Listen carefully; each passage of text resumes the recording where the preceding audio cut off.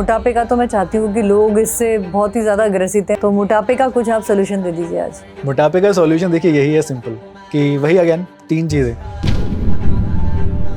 आचार्य जी, मैं ये भी समझना चाहूँगी कि फैटी लीवर की आजकल लोगों को बहुत ज़्यादा समस्या है, तो उसका क्या मेन रीज़न आपको लगता है और क्या सोल्यूशन है उसका? फैटी लिवर सिर्फ ऐसा नहीं है कि जो लोग सिर्फ अल्कोहल कंज्यूम करते हैं उनका ही होगा फैटी लिवर। मेटाबॉलिक लेवल पे भी बहुत सारी प्रॉब्लम्स हैं। जल्दी कम उम्र में बाल सफ़ेद हो जा रहे हैं, बाल गिर रहे हैं, और पुरुषों में तो बहुत ज़्यादा है, जल्दी कम उम्र में ही उनके बाल जो है गिरने लग जाते हैं।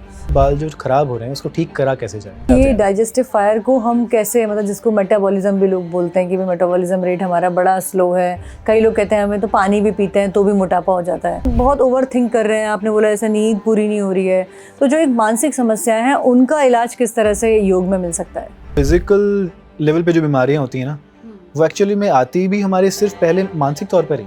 क्या बड़ी गलतियां हैं जो आज के लोग कर रहे हैं जो इतनी बीमारियों से ग्रसित हैं? श्वास कर लीजिए अंदर, देन होल्ड कीजिए as per your capacity. Temperature में 0.5 से 1 डिग्री सेल्सियस का डिफरेंस आपको महसूस होगा। सब कुछ आपके माइंड में स्टोर होता है, आपके सबकॉन्शियस माइंड में, और जैसे ही आप आंखें बंद करते हैं तो आपका माइंड भी जाता है अपने फ्रिज में, अपने सबकॉन्शियस माइंड में। वो फ्रिज खोलता है और आपको आंखें बंद करते ही बहुत सारे थॉट्स, बहुत सारी मेमोरीज याद आनी शुरू हो जाती हैं। तो रात्रि में सोने से पहले जो आप कर सकते हैं, कम से कम 9 से 11 बार ओम का उच्चारण करें। ओम अपने आप में साइंटिफिक है। जिनको सपने आते हैं रात को, बहुत ज़्यादा डरावने सपने आते हैं या किसी भी सपने आते हैं, तो उनको नींद गहरी आएगी, डीप स्लीप होगी। सुबह की शुरुआत कैसी होनी चाहिए? क्योंकि लोगों में ना कई बार कन्फ्यूजन होता है कि कितने बजे उठना चाहिए, कोई कहता है ब्रह्म मुहूर्त में उठें। हर एक योग की, हर एक प्राणायाम के प्रिकॉशंस भी हैं। कपालभाति फॉर एग्जांपल इस समय पित्त बढ़ाएगा। दैनिक दिनचर्या की बात करें तो भोजन का बहुत इंपॉर्टेंट है यहाँ पे, कि आपका भोजन कब करना चाहिए, किस समय कर लेना चाहिए। नमस्कार, आप देख रहे हैं वेब दर्शन। आपके साथ मैं हूं अर्चना खरकवाल तिवारी। आज के इस दौर में जहां सुख सुविधाएं बढ़ी हैं, वहीं लोगों में तरह तरह की बीमारियां, मानसिक अशांति भी एक बहुत बड़ा कारण है कि लोग अपनी समस्याओं के समाधान ढूंढ रहे हैं। और चरक संहिता में हमारी दिनचर्या को लेकर के, हमारे आहार को लेकर के जो बातें कही गई हैं वो आज भी उतने ही प्रासंगिक है। तो आज के इस पॉडकास्ट में हम आपसे प्रामाणिक तौर पर बातचीत करेंगे आपके योग, प्राणायाम, आहार और दिनचर्या के बारे में। हमारे साथ योगाचार्य उमंग जी मौजूद हैं। उमंग जी, बहुत बहुत स्वागत है आपका। धन्यवाद, नमस्कार जी। उमंग जी, सबसे पहले मैं आपसे यही जानना चाहती हूँ कि क्या बड़ी गलतियाँ हैं जो आज के लोग कर रहे हैं जो इतनी बीमारियों से ग्रसित हैं? अच्छा जी, बहुत सारी चीज़ें हैं जो कि हम नॉर्मली मानते हैं कि बहुत ज़्यादा नॉर्मलाइज हो चुकी हैं एक्चुअली में, और हमने कर दिया है नॉर्मलाइज। बहुत सिंपल चीज़ अगर बात करें तो दही ले लीजिए फॉर एग्जांपल। दही के इतने सारे विरुद्धाहार, दही को विरुद्धाहार में ऐड किया गया, बट अगर स्पेसिफिक कॉम्बिनेशंस में अगर आप रात को दही खाते हैं तो नुकसान देती है। जो लोग दही में केला मिला के खाते हैं तो वो नुकसान देता है। चरक संहिता के बताते हैं कि दही में केला मिला के अगर आप खाते हैं तो वो आपके मेटाबॉलिक वेस्ट बनाता है। बेसिकली अनडाइजेस्टेड फूड रेसिड्यू बनता है, आर्म फॉर्मेशन होती है, जो कि आपको गट को इन्फ्लेमेशन लेके आता है। उसके साथ साथ हो सकता है लीकी गट की भी IBS जैसे सिम्टम्स हो जाते हैं। ये हो गया फॉर एग्जांपल। जो लोग दूध के साथ दही मिला लेते हैं, कभी कभी लोग दही के साथ, आप जैसे फिश जो लोग खाते हैं, जस्ट इन केस जो लोग नॉनवेज खाते हैं उनके लिए स्पेसिफिकली, तो ये सबसे ज़्यादा खतरनाक है। जो लोग नॉनवेज खाते हैं, फिश खाते हैं, क्योंकि उसके लिए स्पेसिफिक बताया गया खतरनाक बीमारी है जो स्पेसिफिक एलर्जिक स्किन की बीमारियाँ होती हैं, उनको जन्म देता है वो। इसके साथ साथ आपका सोना जागना, आपका पूरा लाइफस्टाइल बहुत इंपॉर्टेंट है। अगर आप बहुत लोगों की प्रॉब्लम होती है, मुझसे पूछते हैं कि सर सुबह टाइमली उठ नहीं पाते, सुबह जल्दी नहीं उठ पाते तो योग नहीं कर पाते। मेरे सोते कितने बजे हो आप? वो कहते हैं सोते तो 11, 12, 1, 2 बजे आते हैं। कि सुबह तो तब उठोगे ना जब रात को टाइम से सोओगे, है ना? तो आपकी लाइफस्टाइल, जो आज की बीमारियां हैं, वो सब कुछ आपके लाइफस्टाइल पे ही डिपेंडेंट है। और चरक संहिता में भी, आपको आयुर्वेदिक ग्रंथों में भी, योग में भी, हर जगह पे 3 चीज़ें मिलेंगी सुनने में जो आपने हमेशा सुनी होंगी, बट लोग उसे इम्प्लीमेंट नहीं कर पाते। आहार विहार और आपकी बेसिकली निंद्रा। जो आप भोजन खा रहे हैं वो आपकी निंद्रा और थोड़ा सा व्यायाम। अगर आप ये 3 चीज़ों पे फोकस करें तो आपको बीमारियां ठीक होनी शुरू हो जाएंगी, होंगी नहीं। भोजन अपना ठीक कीजिए, आपकी जठराग्नि, आपकी पाचन अग्नि को ठीक करें। वो भोजन लें जो आपकी पाचन अग्नि को अच्छा करे, वो नहीं जो नुकसान दे, आपकी पाचन डाइजेस्टिव फायर को कम कर दे। और योग व्यायाम मिनिमम से मिनिमम मस्ट है। जी। क्योंकि आप तो योगाचार्य ही हैं, तो मैं आपसे यही समझना चाहूँगी कि योगा या प्राणायाम या आसन जो होते हैं वो किस तरह से हमें हेल्प कर सकते हैं, और गर्मी का अगर मौसम है तो किस तरीके के प्राणायाम या आसन लोगों को करने चाहिए? गर्मी में स्पेशली बहुत सारे प्राणायाम है और आसनों के अभ्यास हैं, बल्कि प्राणायाम स्पेशली आपके लिए मैं बताऊंगा जो गर्मी में बहुत अच्छा काम करते हैं। जैसे कि शीतली प्राणायाम है। शीतली प्राणायाम आप कर सकते हैं, शीतकारी प्राणायाम आप कर सकते हैं, चंद्रवेदी प्राणायाम आप कर सकते हैं। ये तीनों ही प्राणायाम बहुत ज़्यादा लाभकारी हैं। शीतली करना बहुत सिंपल है। अपनी जीविया को बाहर निकालिए, गोल बनाइए इस प्रकार से, और इसके थ्रू जो छोटा सा कनाल बना है ना, छोटा स्ट्रॉ बन गया, उसके थ्रू श्वास कर लीजिए अंदर,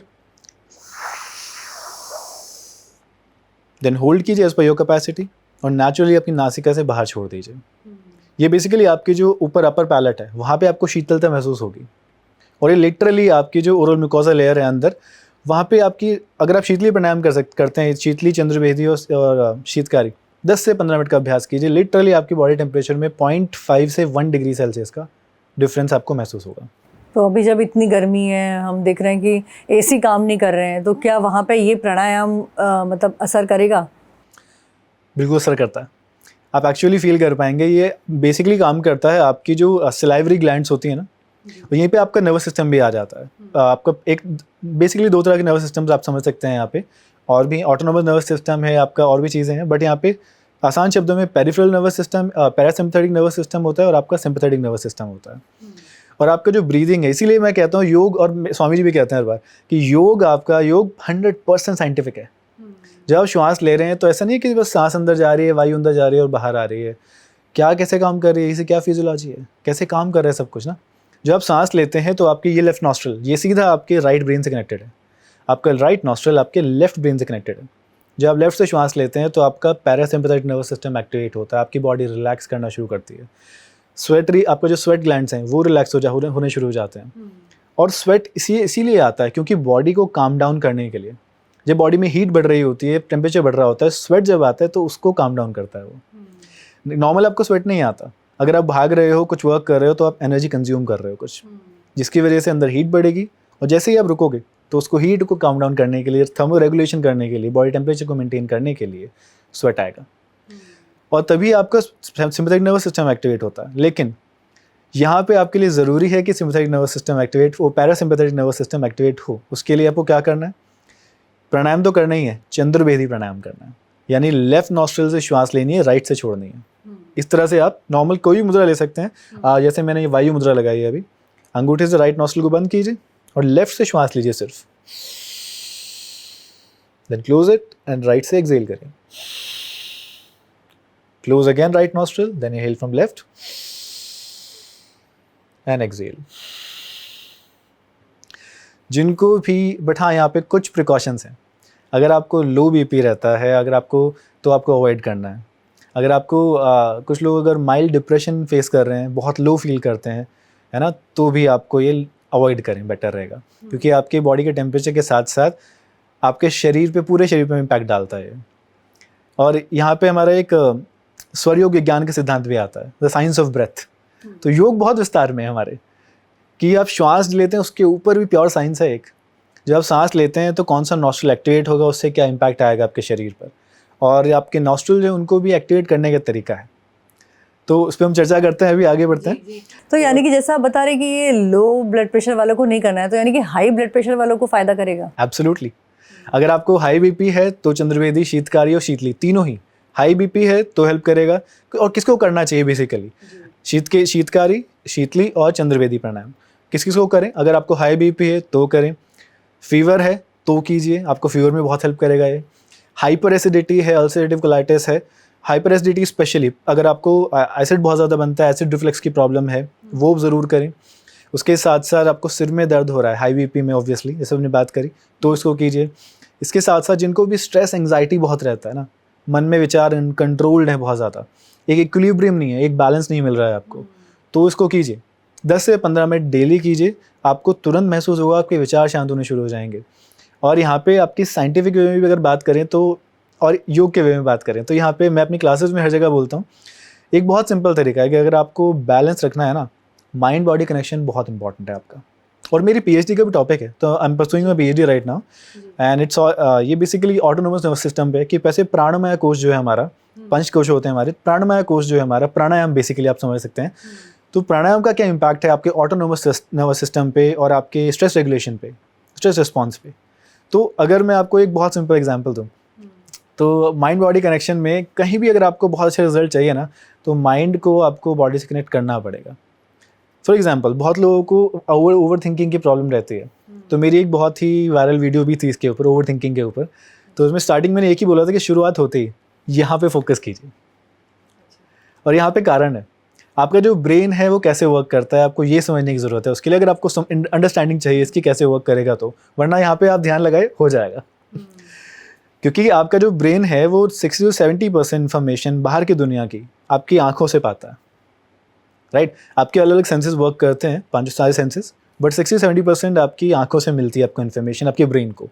और यहाँ पे ब्रेन को अपने आप को ना माने कि आप ब्रेन है, ठीक है। आप अंतरात्मा है, जीवात्मा है, जिसको ये आपके लिए एक वेसल है, साक्षी भाव जिसे कहते हैं, साक्षी भाव से देखिए।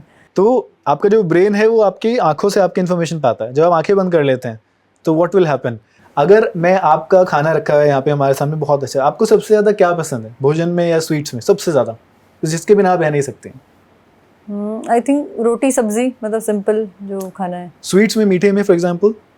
मीठे में सब कुछ। सब कुछ। तो यहाँ पे सब कुछ रखा है मान लीजिए, हाँ। और मैं आपको खाने ना दूँ, मैं वो टेबल उठा के रख दूँ वहाँ पे ले जाऊँ, तो आपको कैसा लगेगा? पूरा ध्यान वहीं चला जाएगा, बुरा लगेगा, इरिटेशन होगी, गुस्सा आएगा। Similar thing happens with your mind. जो आपने आंखें बंद करी तो आपका ब्रेन भी इरिटेट होता है। इसीलिए आंखें बंद करते ही बहुत लोग जो कहते हैं कि ध्यान नहीं लगता मेरा, ध्यान, आंखें बंद करते ही विचार बहुत ज़्यादा आते हैं, इधर उधर ध्यान जाता है, वो यही होता है। जो आपने आंखें बंद करी, आपके ब्रेन इरिटेट होता है। और व्हाट विल यू डू, कि आपको मैंने यहाँ पे खाना नहीं खाने दिया, नेक्स्ट आप क्या करेंगे? किचन में जाएंगे, आपके फ्रिज में देखेंगे क्या है हमारे पास और क्या खा सकते हैं। That's exactly what your brain does. आपका सबकॉन्शियस माइंड में जो चीज़ें स्टोर्ड हैं, आप सड़क पे चल रहे हैं, ऑफिस में चल रहे हैं, आपका ध्यान किसी कॉलीग से बात कर रहे हैं, बट आसपास चैटर हो रहा है, आसपास कॉन्वर्सेशन चल रहे हैं, बातें कर रहे हैं लोग, वो सब कुछ आपके माइंड में स्टोर होता है। You can not selectively choose कि हाँ मुझे ये जो माइंड में रखना है, जो आसपास दूर से आवाज़ें आ रही हैं वो नहीं रखना है। सब कुछ आपके माइंड में स्टोर होता है, आपके सबकॉन्शियस माइंड में। और जैसे ही आप आंखें बंद करते हैं तो आपका माइंड भी जाता है अपने फ्रिज में, अपने सबकॉन्शियस माइंड में। वो फ्रिज खोलता है और आपको आंखें बंद करते ही बहुत सारे थॉट्स, बहुत सारी मेमोरीज याद आनी शुरू हो जाती हैं। बट यहाँ पे डिपेंड करता है कि आप फोकस कैसे करें। जिन चीज़ों पर आपने फोकस कर लिया, फॉर एग्जांपल आपने फ्रिज में एक केक रखा हुआ है, आपको पसंद है, तो आप कहेंगे इसको मैं बाद में आराम से खाऊंगा आराम से मज़े लेकर। Same thing happens with your mind. आपने आंखें बंद करी, बहुत सारे थॉट्स आए, अब जिस थॉट पे आपने ज़्यादा विचार पे ज़्यादा फोकस करा वो अंदर ही रहेगा। बट अगर आप उन विचारों को आने दें, वो आपको अफेक्ट नहीं करेंगे। आपको ज़्यादा खुश नहीं होना है, ज़्यादा दुखी नहीं होना है। जो मेमोरीज जा चुकी हैं वो जा चुकी हैं, वो आज आपको अफेक्ट नहीं करेंगी, बट आपके पास्ट की मेमोरीज़ ने कहीं ना कहीं आपको आगे आने वाले कल के लिए तैयार किया। तो उन पे फोकस करें, सिर्फ उन चीज़ों पे जो आपको चाहिए। सिमिलरली जब आप यहाँ पे कॉन्सेंट्रेट करेंगे तो यहाँ पे आपका होता है ऑसिपिटल लोब, ब्रेन के अलग लोब्स होते हैं, आपके टेम्पोरल लोब, प्रीफ्रंटल कॉर्टेक्स आपके, है ना। तो यहाँ पे ऑसिपिटल लोब होता है, आपकी आंखों की जो नर्व्स हैं वो यहाँ पे जुड़ी होती हैं, यहीं पे प्रोसेसिंग होती है जो आप देखते हो। तो जब आप यहाँ पे कॉन्सेंट्रेट करोगे तो आपका ध्यान यहाँ पे चला जाता है। इसीलिए जो एक्सेसिव विचार हैं बहुत सारे, वो एकदम से सबसाइड हो जाते हैं, एकदम गायब हो जाते हैं। और मे बी हमारी वीडियो देखते हुए, इस समय पॉडकास्ट देखते हुए जो लोगों ने स्टार्टिंग में फोकस किया होगा, आप अभी ध्यान देंगे तो आपको महसूस होगा कि आपके विचार शांत हो गए।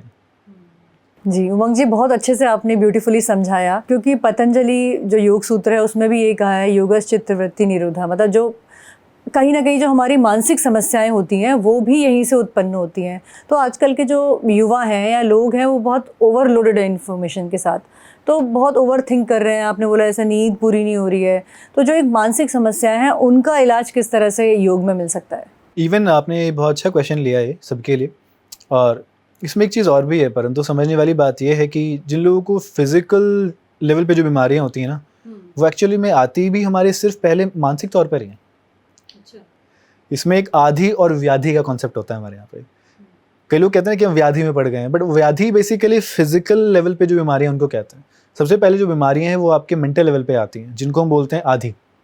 और जब वो फिजिकल लेवल पे मैनिफेस्ट हो जाती हैं, तब उसको बोल देते हैं व्याधि। तो ये आधी व्याधि का कॉन्सेप्ट है, यहाँ पे आता है। और देखिए, मेंटल स्ट्रेंथ को बेटर करने के लिए, मेंटल हेल्थ के लिए आपके लिए बहुत सारी चीज़ें जो आप कर सकते हैं। बट वही है कि लोग कि रिजल्ट मिलेगा नहीं मिलेगा, शुरू करते हैं फिर छोड़ देते हैं, बट थोड़ी सी कंसिस्टेंसी चाहिए। फॉर एग्जांपल, रात से ही शुरू करते हैं, क्योंकि दिन की शुरुआत तो हमारी रात से होगी ना। तो रात्रि में सोने से पहले जो आप कर सकते हैं, कम से कम 9 से 11 बार ओम का उच्चारण करें।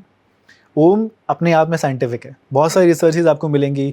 इवन दी जो साइंटिफिकली अगर बात करें, साइंटिफिकली अगर रिसर्च की बात करें, तो बहुत सारे साउंड रिसर्च में सुन के आ रहे हैं कि जो यूनिवर्स का साउंड है, दैट्स ऑल्सो ओम, है ना। और हमारे बहुत सारे उपनिषद हैं जिनमें ओम के बारे में आपको पढ़ने को मिलेगा। जो लोग पढ़ना चाहेंगे तो छांदोग्य उपनिषद पढ़ सकते हैं, उसमें आपको ओम के बारे में विस्तार से जानकारी मिलेगी कि ओम का उच्चारण भी कैसे करें, ओम कितनी मात्रा का होता है, 3.5 मात्रा का आपको पढ़ने को मिलेगा वहाँ पे। मात्रा क्या चीज़ है तो उस पर हम बाद में आएंगे। तो अभी मेंटल स्ट्रेंथ के लिए रात्रि में सोने से पहले क्या चीज़ें करनी चाहिए वो, और ये बिल्कुल ऑन पॉइंट करेंगे तो आपको इसमें रिजल्ट मिलेगा। पहला तो सोने से पहले 9 से 11 बार ओम का उच्चारण करें, और उच्चारण करते हुए कोशिश करें कि उस समय आप थोड़ा सा शांति या शांत वातावरण हो, आपके पास ज़्यादा शोर शराबा ना हो, आपके रूम में थोड़ी लाइट कम हो तो बेटर रहेगा।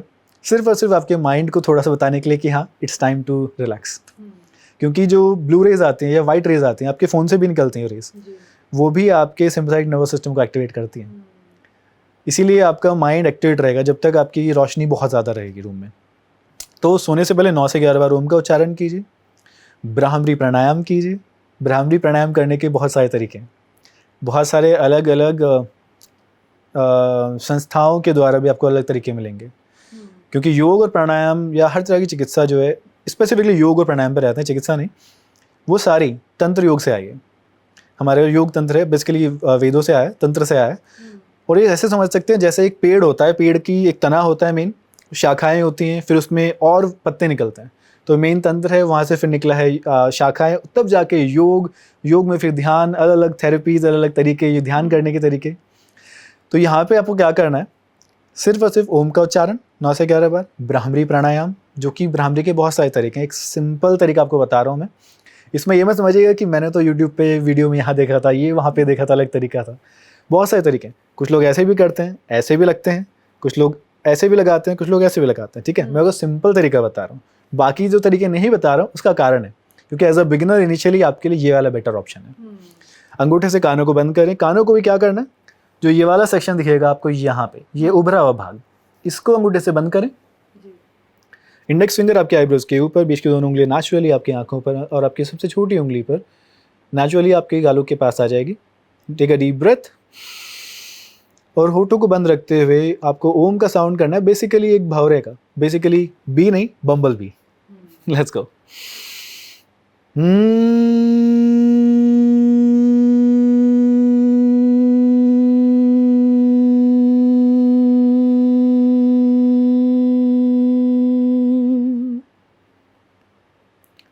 और एक श्वास में आप जितना देर तक कर सकते हैं, मैंने थोड़ा कम किया, एक श्वास में जितना देर तक करें आप उतना ज़्यादा बेहतर है। और इसको करते समय कोशिश करें आंखें बंद रखेंगे, तुरंत आंखें ना खोलें। जब भी कितनी बार करना होगा? कम से कम 3 से 5 बार करें, मिनिमम है ये। मिनिमम इसलिए कह रहा हूँ कि एक बार करने का आपको फील होगा वाइब्रेशंस, दूसरी बार जो आप करेंगे तो उस टाइम पे आपको फील हो गई वाइब्रेशन तो हो रही है, बट उस टाइम आपका मन भी शांत होना शुरू होगा। जब और ज़्यादा बार करेंगे तो वाइब्रेशन आपको अच्छी फील होनी शुरू हो जाएगी। और कुछ देर के बाद क्या होगा, आपका माइंड बॉडी कनेक्शन की हमने बात करी, वो सेम वाइब्रेशन, क्योंकि हो क्या रहा है, जो आप फिंगर्स यहाँ पे रख रहे हैं ना, तो ये आपकी वोकल कॉर्ड से जो वाइब्रेशन जनरेट हो रही है, हाथों से फिंगर्स होते हुए ट्रैवल हो रही है। तो ये मूवमेंट है आपके ब्रेन के पास फिंगर्स रखनी, ये बहुत इंपॉर्टेंट है। क्योंकि जितनी भी आपकी माइंड की प्रोसेसिंग है, या मेंटल लेवल की अगर बात करें, मेंटल इश्यूज़ की बात करें, मेंटल हेल्थ की बात करें, तो सारी ब्रेन की जो प्रोसेसिंग है, सोचना समझना सब कुछ, कैलकुलेशंस, आपके प्रीफ्रंटल कॉर्टेक्स में होता है सब यहाँ पे। तो यहाँ पे इम्पैक्ट करना बहुत ज़रूरी है, आपको ध्यान लगाना ज़रूरी है। तीसरा, सोने से पहले ताकि नींद अच्छी आए, आपको अभ्यंग करें। अभ्यंग हमारा बेसिकली कोई भी अच्छा तेल लें, फॉर एग्जांपल बेस्ट रहेगा आपके पास वर्जिन कोकोनट ऑयल हो, वो नहीं है तो देसी घी ले लीजिए, उससे थोड़ा सा लीजिए और आपके पैरों को धोने के बाद तलवों की अच्छे से मालिश कीजिए। ऐसा करने से आपके चैनल्स अच्छे होंगे, उसके साथ तो ब्लड फ्लो बेटर होगा, आपको नींद बहुत अच्छी आएगी। जिनको सपने आते हैं रात को बहुत ज़्यादा डरावने सपने आते हैं या कैसे भी सपने आते हैं, तो उनको नींद गहरी आएगी, डीप स्लीप होगी।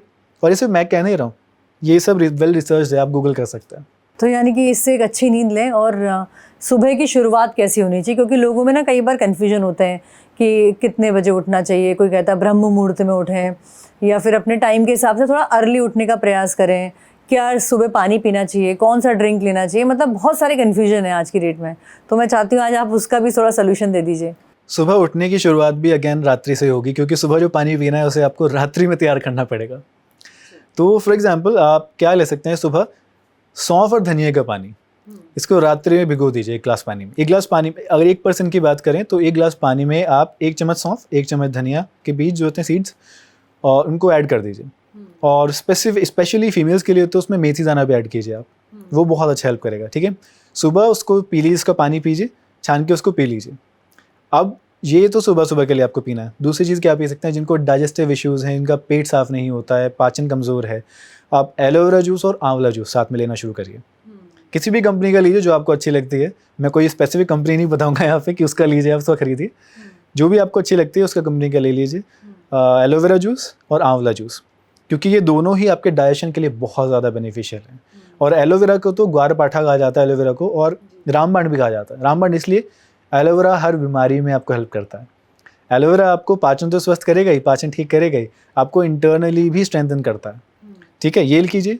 अब शुरुआत कैसे करें, सुबह जो बेस्ट होना चाहिए, मैं मानता हूँ हर कोई फॉलो नहीं कर सकता है इस चीज़ को, बट जो होना चाहिए मैं आपको वो बता रहा हूँ। सुबह रात को अगर आप 10 बजे तक सो जाते हैं, जो लोग कर सकते हैं, तो उनके लिए सुबह 5 से 5:30 मैक्सिमम उठ जाना चाहिए आपको। और 10 बजे सो जाएंगे तो आप आराम से उठ जाएंगे, क्योंकि आपको 6 से 7 घंटे की नींद आराम से मिल रही है।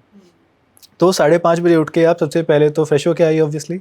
उसके बाद उषा पान का कॉन्सेप्ट है हमारे यहाँ, बेसिकली पानी पीना है आपको, जल पान की बात कर रहे हैं। तो जो रात आपने पानी बनाया था, धनिया पानी, सौंफ पानी, उसको लीजिए, उसको पीना शुरू कीजिए, उसको पी लीजिए। उसके बाद आपको योग प्राणायाम करना है। उससे भी पहले, अभी स्पेसिफिकली गर्मी के इस समय के लिए, तो सबसे पहले 5:30 से आप 6 बजे तक आपने फ्रेश हुआ, पानी पी लिया। उसके बाद हाफ एन आवर 20-30 मिनट्स शीतली प्राणायाम, चंद्रवेदी प्राणायाम और शीतकारी प्राणायाम, ये सारे अभ्यास कीजिए। कर सकते हैं तो 5 से 15 मिनट, 10 से 15 मिनट ध्यान कीजिए। ध्यान भी शुरुआत में, ध्यान पे चर्चा करेंगे हम, ध्यान कौन सा कैसे। तो सिर्फ शुरुआत में एज अ बिगिनर आप अपनी श्वासों पर ध्यान लगाइए।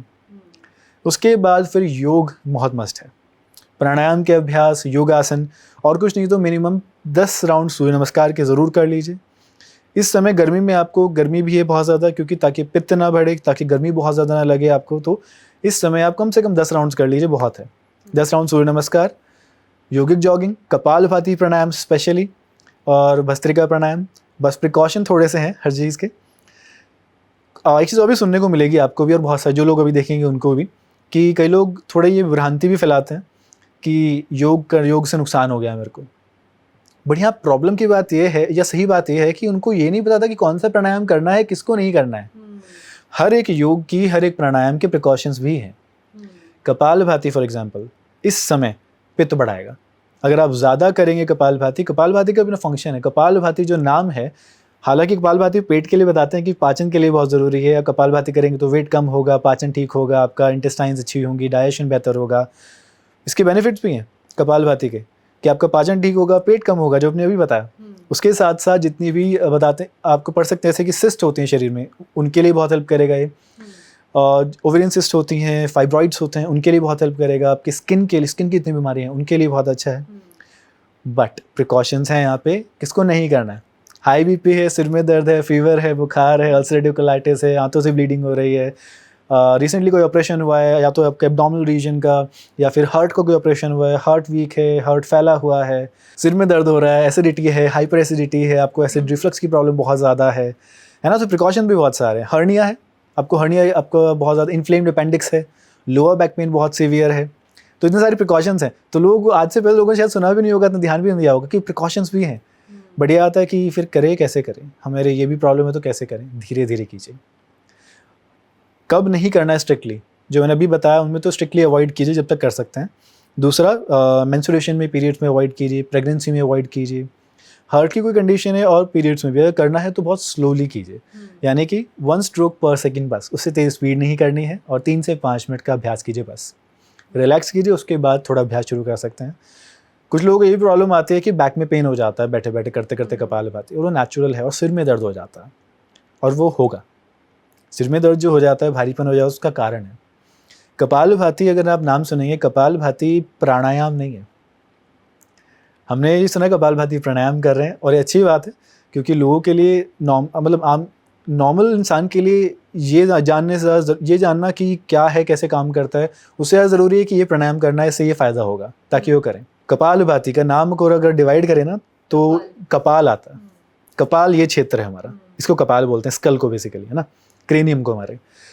कपालभाति काम भी वैसे ही करता है। अगर आप शास्त्रों में पढ़ेंगे, कपालभाति के बारे में पढ़ेंगे आप, जैसे हठ प्रदीपिका में, या फिर स्वात्माराम जी की हठ प्रदीपिका, या फिर घिरण संहिता में महेशी घिरण जी की, तो पढ़ेंगे तो आपको मिलेगा कपालभाति के एग्जाम्पल्स में पढ़ने में एक लोहार जैसे होता है, जैसे लोहा गर्म करते हैं, है ना, तो उसमें फूंक मारा जाता है, या फिर घर में पहले चूल्हे होते थे, अभी गैस की कमी से कभी कभी चूल्हे भी लोग यूज़ कर रहे हैं, तो उसमें फूंक मारी जाती है। फूंक मारने से क्या होता है, हीट जनरेट होती है, हीट ज़्यादा बढ़ती है, गर्माहट बढ़ती जाती है। ऐसे ही कपालभाति भी आप करते हैं, शरीर में हीट एनर्जी बढ़ती है, और वही हीट एनर्जी आपकी स्पाइन से ट्रैवल करते हुए आपके कपाल में जाती है, सिर में जाती है, क्योंकि यहाँ पे भी आपके कुंडलिनी से जुड़ा हुआ है कपालभाति, आपके एनर्जी एक्टिविटी से जुड़ा हुआ है, तो इसलिए सिर में भारीपन हो जाता है लोगों को, ये नेचुरल है। जब भी हो, सिर में दर्द हो, भारीपन हो, तो थोड़ा शरीर को रिलैक्स कीजिए, कुछ देर रेस्ट कीजिए, उसके बाद दोबारा कीजिए। अब प्राणायाम तो कर लिया आपने, उसके बाद क्या करें, सिंपल आपकी दिनचर्या। सुबह आप 7 बजे तक फ्री हो गए, योग अभ्यास करने के बाद आप नहाइए धोइए, जो आपको करना है, फ्रेश होइए, वो सब कीजिए। दैनिक दिनचर्या की बात करें तो भोजन का बहुत इंपॉर्टेंट है यहाँ पे, कि आपका भोजन कब करना चाहिए, किस समय कर लेना चाहिए। सुबह 8 से लेकर 9 साढ़े 9 तक आपका ब्रेकफास्ट हो जाना चाहिए, ठीक है। ऐसे ही आपका जो लंच की बात करें तो लंच भी आपका दोपहर को 12 से 2 के बीच में हो जाना चाहिए, ठीक है। इवनिंग में आपका जो डिनर है जो होना चाहिए, पहले उस पर बात करते हैं, वो आपके सूर्यास्त से पहले सूर्यास्त से पहले हो जाना चाहिए, यानी सनसेट से, यानी मान के चलिए 6 से 7 के बीच में। बट फिर भी क्योंकि ज़्यादातर लोगों के लिए पॉसिबल नहीं है, कुछ लोग ऑफिस से लेट आते हैं, कुछ लोग अपनी जॉब से लेट आते हैं, कुछ लोग घर पे टाइम नहीं मिलता है, तो भी आपका 7 से 8 बजे तक हो जाना चाहिए डिनर। और स्पेशली इस गर्मी के मौसम में बहुत इंपॉर्टेंट चीज़ है आपके लिए कि आप दोपहर को 10 से शाम को 4 बजे तक, ये पित्त का ये पीक टाइम है नौतपा का, और अभी नौतपा चल रहा है, क्योंकि 25 से 9 दिन तक है लगभग आपका 9 दिन का, तो इस समय 10 से 4 तो बहुत इंपॉर्टेंट है कि आप। और एक चीज़ बहुत इंपॉर्टेंट और भी है यहाँ पे भोजन के लिए, कि आप कोई भी दोपहर को स्पेशली भारी भोजन ना खाएं, गुरु भोजन ना खाएं, अभिषंडी भोजन ना खाएं। और इन दोनों का इनका मतलब, उसका मतलब भी समझाइए। हाँ, इनका मतलब है बेसिकली गुरु का मतलब है भारी भोजन, जो बहुत ज़्यादा भारी भोजन हो, जैसे कि आप बहुत मसालेदार, बहुत तला भुना खाना, ठीक है। जैसे कि फॉर एग्जांपल लोग दोपहर को पनीर ज़्यादा ना खाएं, दाल मखनी, इस तरह के बहुत ज़्यादा हैवी भोजन ना करें। अभिषंडी वो आहार होता है जो बेसिकली आपके टॉक्सिन्स बनाएगा बेसिकली, है ना, वो आपके चैनल्स को ब्लॉक करता है। तो बेसिकली गुरु ज़्यादा भारी भोजन इस समय पे ना खाएं, वो अभिषंडी हो जाएगा। एक शब्द आता है आम, हमारे यहाँ पे आम, वो खाने वाला आम नहीं है, ये आम है बेसिकली मेटाबॉलिक रेसिड्यू, अरे फूड का जो मेटाबॉलिक रेसिड्यू होता है, वेस्ट होता है, वो है बेसिकली खाना खाने, हमने भोजन जो खाया है, आपकी आपके जो आमाशय है, आपका स्टमक है बेसिकली, उसमें जब आप खाते हैं तो सबसे पहले साइंटिफिकली बात करें तो काइम बनता है। आपने भोजन करा, वो पाचन शुरू हुआ, आपके दांतों से, आपकी टंग से मैकेनिकल ब्रेकडाउन शुरू हुआ, वो आपके स्टमक में गया, वहाँ पे फिर केमिकल ब्रेकडाउन शुरू हुआ, आपके HCl और बाकी जो जितने भी लिक्विड्स हैं बेसिकली हमारे शरीर के, वो जाएंगे, उसको केमिकली ब्रेकडाउन करना शुरू करेंगे, तब जो तरल पदार्थ बनता है वो काइम कह देते हैं उसको हम, हमारी साइंटिफिक मॉडर्न भाषा में, जिसको आयुर्वेद में कहा गया रस, ठीक है। वही बनता है रस, और वही रस जो है धीरे धीरे अंदर फिर शरीर में एब्जॉर्ब होता है, आंतों में एब्जॉर्प्शन शुरू होता है, और वही रस जब जाके बनता है, रस से सब धातु बनती हैं यहाँ पे हमारी, रस से रक्त का फॉर्मेशन होती है, ब्लड, ऐसे रस से रक्त, फिर मांस, फिर मेद, फिर अस्थि, मज्जा और शुक्र, बेसिकली ओजस जो लास्ट का जो बिल्कुल हमारा जो एक्सट्रैक्ट है बेसिकली पूरा जो हमने भोजन खाया। तो लाइफस्टाइल में जो बीमारियां आ रही हैं, जो शरीर में कमियां आ रही हैं, शुरुआत ही आपके भोजन से है, क्योंकि रस में अगर प्रॉपर न्यूट्रिशन नहीं होगा तो रक्त अच्छे से नहीं बनेगा, रक्त, फिर मांस, बेसिकली मसल्स में नहीं प्रॉपर न्यूट्रिशन जाएगा, फिर मेद आपकी, फिर आपका रस, रक्त, मांस, मेद, अस्थि, आपकी जो बोन्स को न्यूट्रिशन मिलने चाहिए वो अच्छे से नहीं मिलेगा। और एक चीज़ और, जिनको बालों की प्रॉब्लम बहुत ज़्यादा हो रही है उनके लिए स्पेशली, तो अस्थि का मल है केश, ये आपको सुनने को मिलेगा। इसका मतलब क्या है, बेसिकली जो आपकी बोन्स हैं उसके बाद जो आपके केश हैं वो मल है, वो उसका बाई प्रोडक्ट है। तो अगर आपकी बोन्स की न्यूट्रिशन अच्छे से नहीं पहुंचा, आपने भोजन ही न्यूट्रिशनल वाला, न्यूट्रिशन वैल्यू नहीं है, तो आपके बाल खराब होंगे, स्किन की बीमारियां आएंगी। स्पेसिफिकली अगर बात करें तो जिनको भी बाल खराब हो रहे हैं, स्किन की बीमारियां हैं, उनका एक तो पाचन कमज़ोर है, कहीं ना कहीं उनको कॉन्स्टिपेशन, और हाँ अगर कॉन्स्टिपेशन है तो मान के चलिए लिखवा लीजिए, आपको स्किन की बीमारियां अगर अभी नहीं है तो होंगी ही होंगी, बालों की समस्या होंगी ही होंगी, आपके ब्लड में इम्प्योरिटीज़ आएंगी ही आएंगी।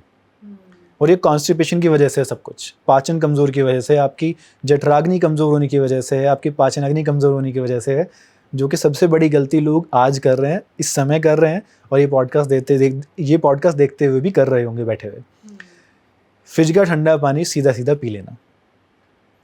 ठंडा पानी सीधा पीने से आपके जठराग्नि, डाइजेस्टिव फायर मंद हो जाती है, स्लो हो जाती है। तो ये सिर्फ आप खाने के बाद की बात कर रहे हैं या हमेशा ही? हमेशा। जो पानी की बात कर रहे हैं, ठंडा पानी की बात कर रहे हैं, ये सिर्फ इस समय के लिए लिमिटेड भी नहीं है, ये हमेशा के लिए। अगर आप ठंडा पानी तुरंत पी लेते हैं, ठंडा पानी, तो वो सीधा आपकी डाइजेस्टिव फायर को स्लो करता है।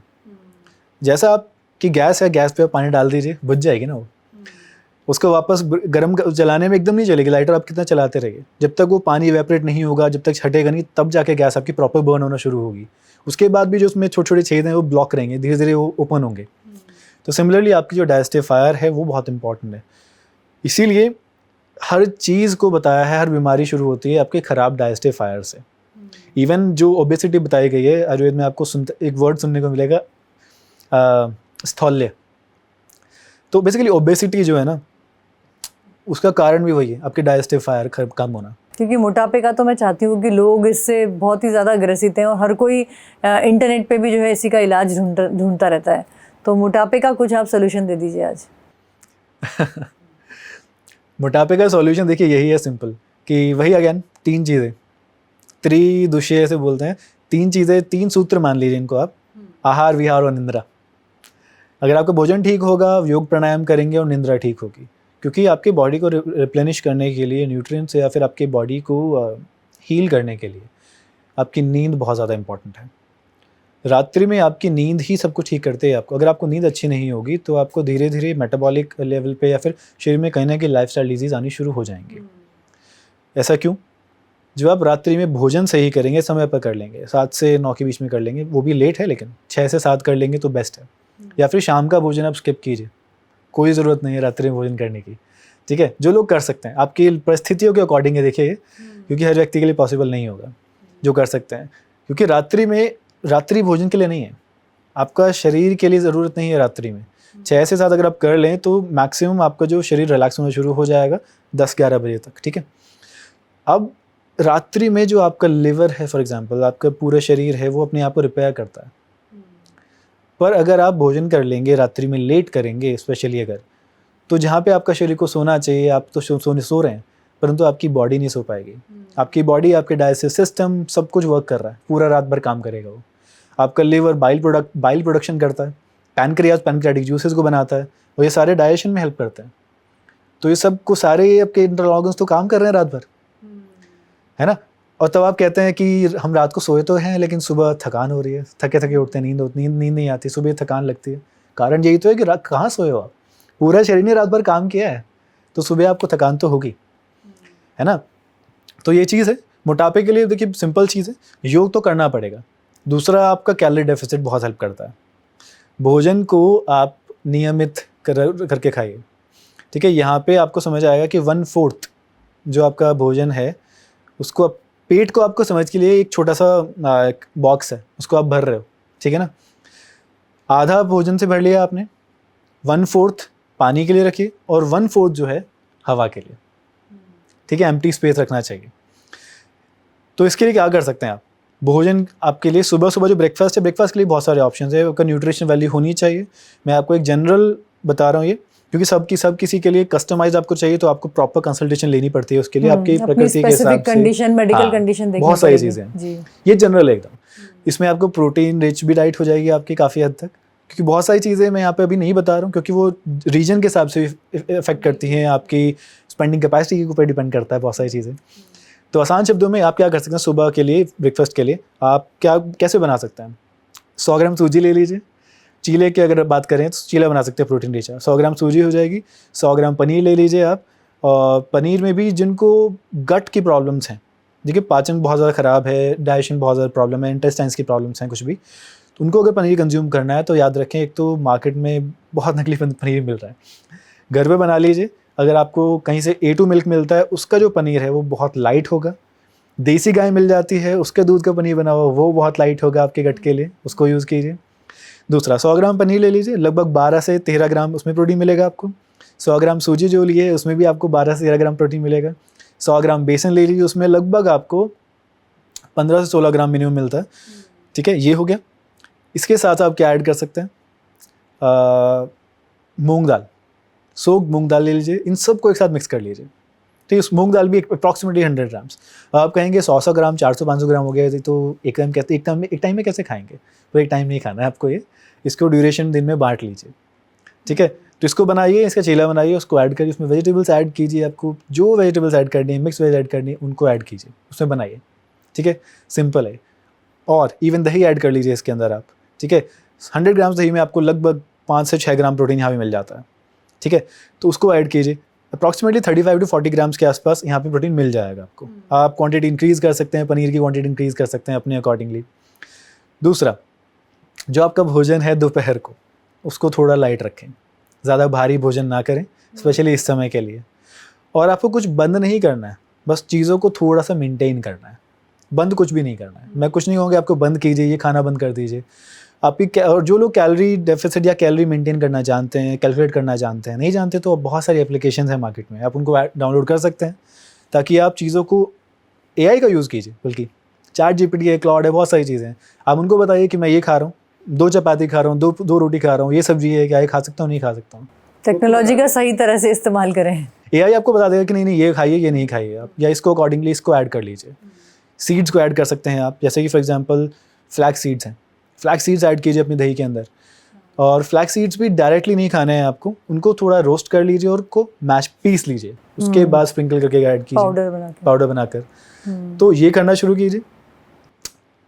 और देखिए अगेन योग तो करना पड़ेगा, मैं इसको अवॉइड नहीं कर सकता हूँ आपके लिए, कि ये लोग ये समझते हैं कि बस खाली डाइट से, खाने से कंट्रोल हो जाएगा, तो वो हो भी जाएगा अगर आप सिर्फ कैलोरी डेफिसिट ध्यान रखें, तो लॉन्ग टर्म में फॉलो कर पाएँ, तो जो करना मुश्किल है, क्योंकि आप हर दिन लॉन्ग टर्म महीनों के लिए नहीं कर पाते हैं लोग।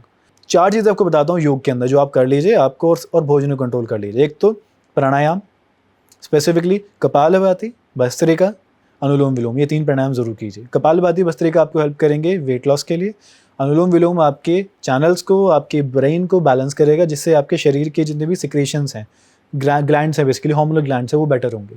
क्योंकि अनुलोम विलोम सीधा आपके यहाँ पे कार्य करता है, आपके पिट्यूटरी ग्लैंड और पिनियल ग्लैंड पे, और वही आपके पूरे शरीर के जितने भी ग्लैंड्स हैं उनके सिक्रेशंस को कंट्रोल करते हैं। ठीक है, ये प्राणायाम कीजिए। योगासन की बात करें तो कम से कम 15 से 20 सूर्य नमस्कार, डिपेंड करता है, हर कोई कर सकता है, बस डिपेंडेंट है। अगर आपको बैक पेन है तो आप आगे नहीं झुकें, बैक पेन है तो फॉरवर्ड बेंडिंग आपको अवॉइड करनी है, किसी भी आसन में हो, चाहे या घर पे बैठे हुए कुछ नीचे सामान उठाना है तो भी। ठीक है, फॉरवर्ड बेंड अवॉइड करें, बैक पेन है तो। ऐसे ही अगर सर्वाइकल पेन है, इनको गर्दन में दर्द रहता है, वो भी आगे झुकाना, गर्दन को अवॉइड करें, तो ये बेटर रहेगा आपके लिए।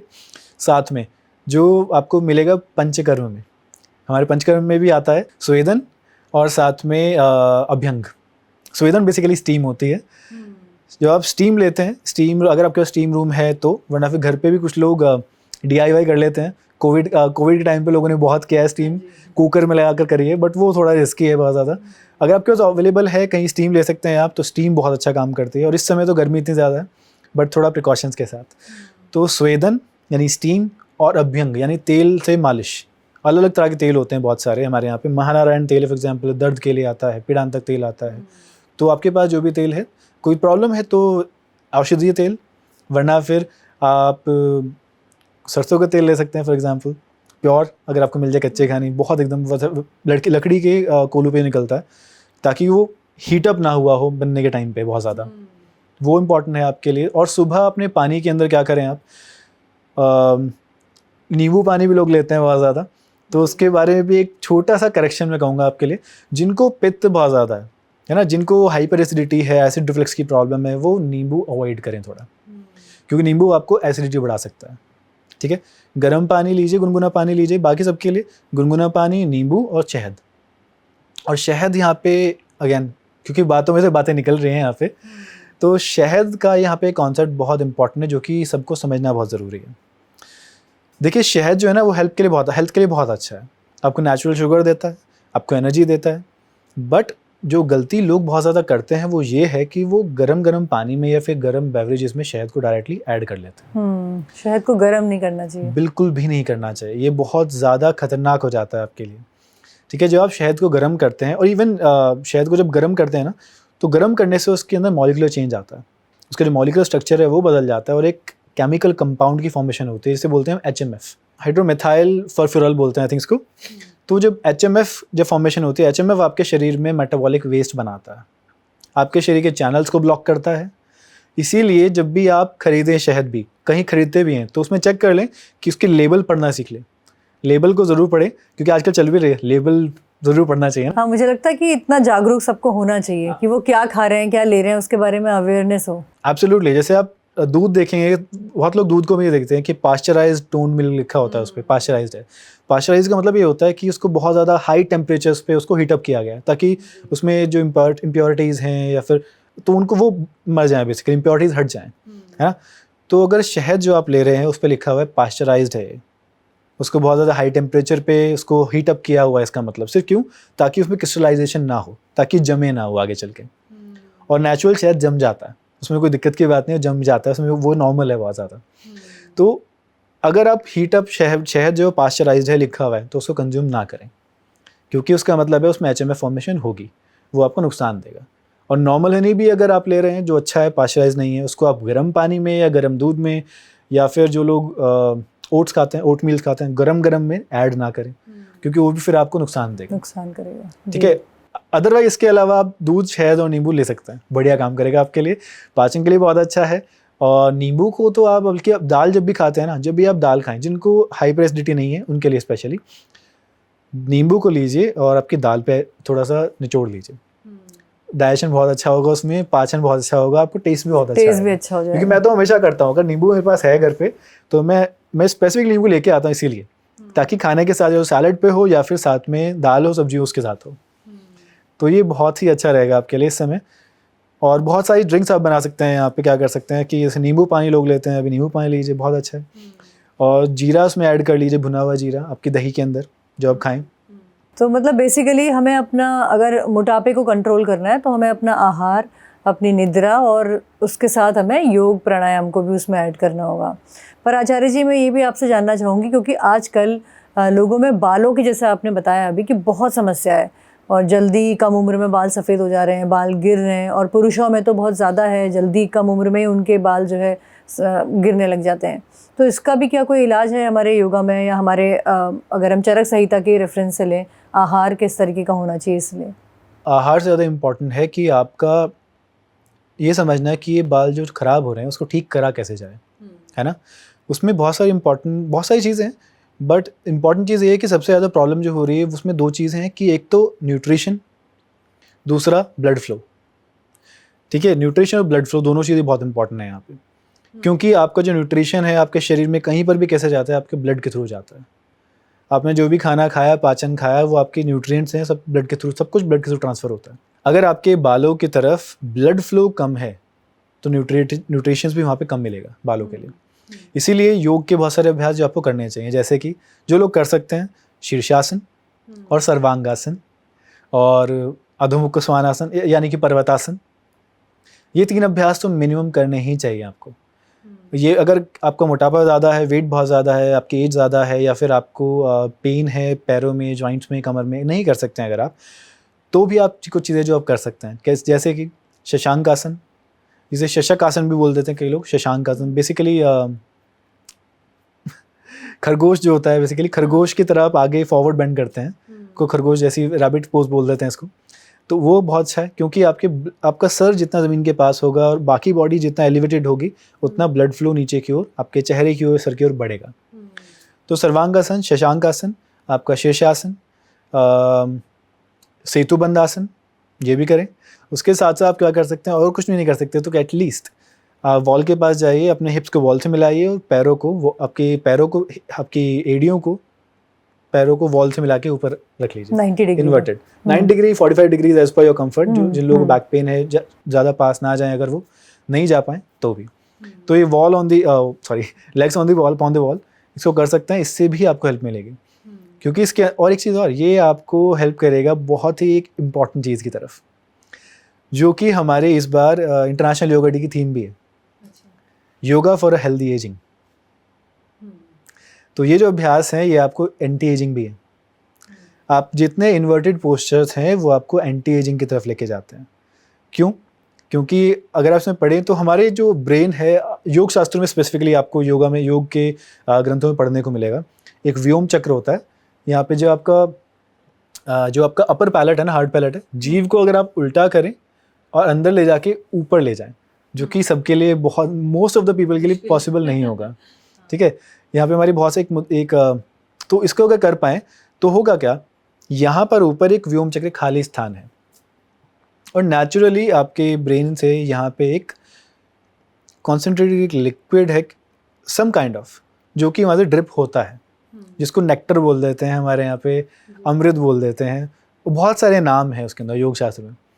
और वो जो नेक्टर है वो बेसिकली वो वहाँ से सिक्रेट होता है, वो आपके डाइजेशन नीचे जाता है, आपके डाइजेशन के थ्रू वो खत्म हो जाता है बेसिकली। डाइजेशन में क्योंकि हीट में पचेगा, वो पच जाता है। बट अगर ऐसा ना हो कि वो डाइजेशन में ना जाए, डिस्ट्रॉय ना हो, तो आपकी एंटी एजिंग की तरफ आप जाएंगे।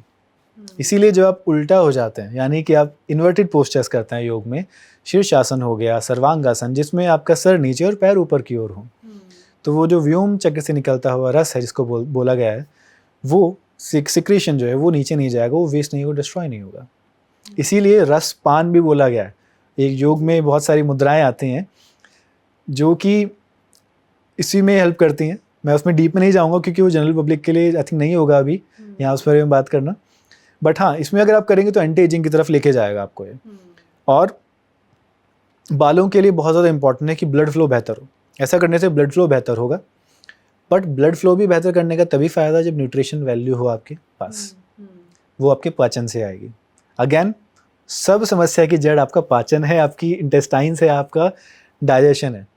पाचन ठीक कर लीजिए, आपकी डाइजेस्टिफायर ठीक कर लीजिए, जितनी भी समस्याएं वो खुद ब खुद ठीक होनी शुरू हो जाएंगी। क्योंकि लोग तरह तरह के पैक बना के लगाते हैं बालों में, या बाहर के जो एक्सटर्नल हम चीज़ें करते हैं वो भी क्या, या वैसी डाइट कुछ लेते हैं, तो क्या वो कुछ हेल्प करेगा? हेल्प करता है एक्चुअली, कुछ हद तक हेल्प करता है। बाहर से अगर एक्सटर्नल एप्लीकेशंस की बात करें तो बहुत सारी चीज़ें हेल्प करती हैं आपको बालों के लिए। जैसे आप एक सिंपल पैक बना सकते हैं जो कि बालों के लिए बहुत अच्छा करेगा। थोड़ा सा आप एलोवेरा ले लीजिए, थोड़ी सी मुल्तानी मिट्टी, कलौंजी आती है उसका पाउडर, साथ में कड़ी पत्ता और साथ में नीम, इनको मिक्स कर लीजिए। आपको सबको ब्लेंड करना पड़ेगा अच्छे से। उसके अंदर एलोवेरा हो गया और कड़ी पत्ता, नीम, उसके साथ साथ एलोवेरा जो, हाँ, उसमें आई थिंक हिबिस्कस का भी, गुड़हल बहुत अच्छा हेल्प करता है। इसमें नेचुरली कई लोग इसके लिए वो भी बनाते हैं, क्या कहते हैं, शैम्पू भी बना लेते हैं। हाँ, उसमें आंवला, बहुत सारी चीज़ ऐड करके एक शैम्पू भी बना लेते हैं। इसमें आंवला भी ऐड कर सकते हैं इवन इसके अंदर आप। इसका एक प्रॉपर पूरा एक फॉर्मूला भी है हमारे यहाँ पे, जो कि नेचुरोपैथी में यूज़ किया जाता है। तो इसको ऐड करके आप एक्सटर्नल एप्लीकेट कर सकते हैं। बट अगेन, बाहर से सिर्फ उतनी ही तो हेल्प मिलेगी ना जितना अंदर से आपके ब्लड फ्लो बेहतर होगा। क्योंकि जैसा आपने पहले बात करी कि रस, रक्त, मांस, मेद, अस्थि, मज्जा, शुक्र, अस्थि से आपको, यानी आपके जो बोन्स हैं, उसके बाद अस्थि से फिर आपको आपके जो न्यूट्रिशन है आपके बालों की तरफ जाएगा। बट अगेन, अगर आपका डाइजेशन खराब है, पाचन खराब है, कॉन्स्टिपेशन रहता है, स्पेशली जितने लोगों को, आप बाहर से कुछ भी लगा लीजिए, आप कितना ही मास्क लगा लीजिए, कितना ही हेयर मास्क लगा लीजिए, कितना हेयर स्पा करा लीजिए, बट आपका जब तक पाचन ठीक नहीं है, न्यूट्रिशन नहीं मिलेगा, तो आपके बाल ठीक नहीं होंगे। स्पेसिफिकली जिनके बाल ग्रे हो रहे हैं उनके लिए, बाल सफ़ेद हो रहे हैं, क्योंकि आपके लिए तो बहुत इंपॉर्टेंट है कि आप इंटरनल ठीक करें अपने आप को। इंटरनल ठीक नहीं करेंगे तो आपके बाल प्रॉब्लम ठीक नहीं होगी। तो अगेन एक छोटी सी चीज़ है, पूरे जो अब तक की कॉन्वर्सेशन है उसका एक छोटा सा क्रक्स कि पाचन ठीक कीजिए, आपका डाइजेशन ठीक कीजिए। डाइजेशन एकदम ठीक होना चाहिए, मतलब ऐसा होना चाहिए जब बिल्कुल लक्कड़ पत्थर हजम वाला होता है ना, आपने सुना होगा, लोग कहते हैं कि ये व्यक्ति तो या जो भी खाता है इसका तो सब हजम हो डाइजेस्ट हो जाता जाता है, बिल्कुल लक्कड़ पत्थर सब हजम कर जाता है। क्यों? प्रकृति ऐसी है उसकी। वात पित्त कफ प्रकृति होती है इनकी। पित्त वाले जो प्रकृति वाले उनका पाचन बहुत ज़्यादा हाई होता है, उनकी डाइजेस्टिव फायर बहुत तेज़ होती है, सब तो खा जाते ये हैं। डाइजेस्टिव फायर को हम कैसे, मतलब जिसको मेटाबॉलिज्म भी लोग बोलते हैं कि भाई मेटाबॉलिज्म रेट हमारा बड़ा स्लो है, कई लोग कहते हैं हमें तो पानी भी पीते हैं तो भी मोटापा हो जाता है, तो वो लोग कैसे अपनी डाइजेस्टिव फायर को जो है तीव्र कर सकते हैं? तीव्र नहीं कहूँगा यहाँ पे मैं, क्योंकि तीव्र करने का मतलब है कि वो बहुत ज़्यादा इन्फ्लेमेशन बहुत ज़्यादा बढ़ना है उसको, बट उसको बैलेंस करना, जी। बैलेंस करना बहुत इंपॉर्टेंट है यहाँ पे। तो बैलेंस करने के लिए आपके पास क्या चीज़ें हैं? अगेन कपालभाति प्राणायाम, उड्डयन बंद, यहाँ पे हमारे पास बहुत सारे बंद आते हैं, त्रिबंध भी आते हैं, बट यहाँ पे आपके लिए स्पेशली उड्डयन बंद बहुत इंपॉर्टेंट है। कपालभाति प्राणायाम, उड्डयन बंद। अब खाने वाली चीज़ें जो आप हेल्प करेंगी इसके अंदर आपको साथ में, तो उसके अंदर आप क्या कर सकते हैं? एक तो जो एलोवेरा जूस है ना, एलोवेरा आंवला जूस, ये बहुत हेल्प करेगा आपको। बट जिनको भी स्किन की प्रॉब्लम्स हैं या फिर आपको अगर कोल्ड बहुत ज़्यादा है, कफ कोल्ड ठंड कोल्ड है बहुत ज़्यादा आपको अगर, तो उस टाइम पे निमोनिया है जस्ट इन केस को, तो जो आंवला रस है उसको थोड़ा सा अवॉइड करें उस समय पे आप। तो ये, वरना फिर ये आपके लिए बहुत हेल्प करेंगे। और बहुत सारी चीज़ें जो आपको डाइजेस्टिव फायर को और भी हेल्प करेंगी। कपालभाति, देखिए कपालभाति मस्ट है, मैं कपालभाति बार बार इसलिए कह रहा हूँ, कपालभाति तो बहुत ज़्यादा मस्ट है क्योंकि सीधा आपके डाइजेस्टिव फायर पे ही इम्पैक्ट आता है। कपालभाति हीट भी बढ़ाता है इंटरनली आपके शरीर की, तो वो डाइजेस्टिव फायर को हेल्प करता है। ठीक है, ये कीजिए। साथ में आप क्या कर सकते हैं, एक चीज़ और जो कि थोड़ा सा कॉन्ट्रोवर्शियल हो सकती है बहुत लोगों के लिए, ठीक है, जो आप ले सकते हैं वो है गोमूत्र, गोधन अर्क। उसका डाइजेस्टिव एक्सट्रैक्ट होता है वो, ठीक है, डायरेक्टली ऐसा नहीं है कि यूरिन है प्रॉपर, वो गोधन अर्क वो एक्सट्रैक्ट होता है, वो इंटरनली आपको डिटॉक्स करता है, हील करने में मदद करता है। बहुत सारी बीमारियों में उसका रोल है, जो कि अभी रिसर्च इसमें पब्लिश भी हो रहा है। मैं बहुत सारी बीमारियां ऐसी भी हैं जिनका मैं अभी नाम नहीं लूँगा यहाँ पे, क्योंकि वो फिर बहुत सारी बड़ी बीमारियां हम समझ सकते हैं, बहुत बड़ी बीमारियां हैं जिनमें गोधन अर्क का रोल आ रहा है सामने बहुत ज़्यादा, कि उनमें भी हेल्प कर रहा है।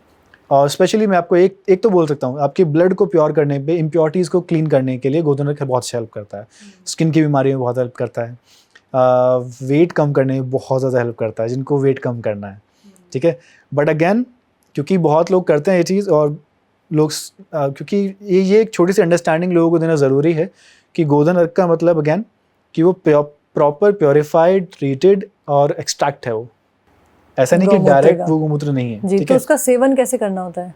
उसको लेने का बहुत सिंपल तरीका है, 2 ढक्कन ले लीजिए, अप्रॉक्सीमेटली 15 to 20 ml के आसपास आ जाएगा, इतना ढक्कन आपको मिलेगा, जो नॉर्मल कैप होती है बॉटल की। 15-20 ml लीजिए और आधा कप हल्के गर्म पानी में ले सकते हैं। जिनको हाइपर एसिडिटी है, फीवर रहता है, या फिर स्पेशली पाचन अगर ज़्यादा है, एसिड रिफ्लक्स की प्रॉब्लम है, डाइजेस्टिव में आपकी हीट बहुत ज़्यादा बढ़ी हुई है, तो वो गर्म पानी ना लें। ठीक है, साथ वो नॉर्मल पानी लीजिए। तो गर्म हल्के गुनगुने पानी में 2 ढक्कन लीजिए 15-20 ml। और बेटर करना चाहते हैं तो इसी के अंदर एलोवेरा जूस मिला लीजिए, आंवला जूस मिला लीजिए 200 लगभग 30 ml।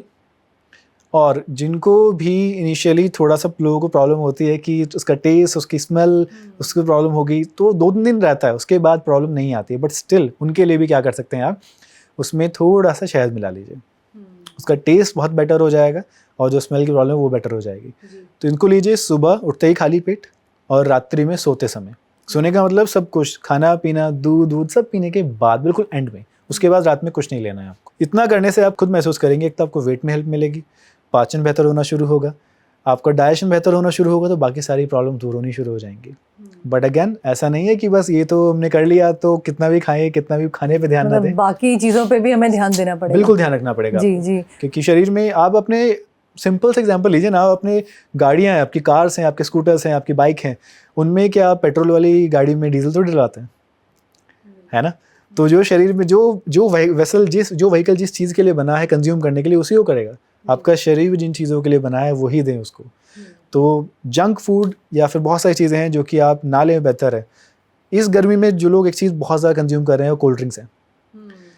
कोल्ड ड्रिंक से अपने पीने से तुरंत आपको एकदम सेटिस्फैक्शन मिलेगा उस समय कि हाँ एकदम ठंडक मिल गई है, बट वो इंटरनली आपको डिस्टर्ब कर रहा है।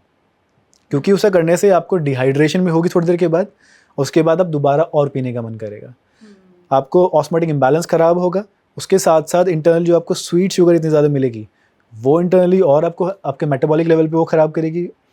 और इवन इस पे मैंने एक वीडियो भी बनाई है स्पेसिफिकली इसी के ऊपर कि गर्मियों में क्या करें आप, स्पेशली एक्सप्लेन करते हुए। जी आचार्य जी, मैं ये भी समझना चाहूँगी कि फैटी लीवर की आजकल लोगों को बहुत ज़्यादा समस्या है, तो उसका क्या मेन रीज़न आपको लगता है और क्या सोल्यूशन है उसका? फैटी लीवर के ना बहुत सारे कारण हैं एक्चुअली। फैटी लीवर सिर्फ ऐसा नहीं है कि जो लोग सिर्फ अल्कोहल कंज्यूम करते हैं उनका ही होगा फैटी लीवर। मेटाबॉलिक लेवल पे भी बहुत सारी प्रॉब्लम्स हैं जिनको लाइफस्टाइल की वजह से भी, आपका पाचन, अगर आप बहुत ज़्यादा तला भुना खाना बहुत ज़्यादा खाते हैं आप, तो भी आपका लीवर सिर्फ बेसिकली आपका लीवर ऐसा नहीं कि लीवर सिर्फ आपको बाइल प्रोडक्शन करता है।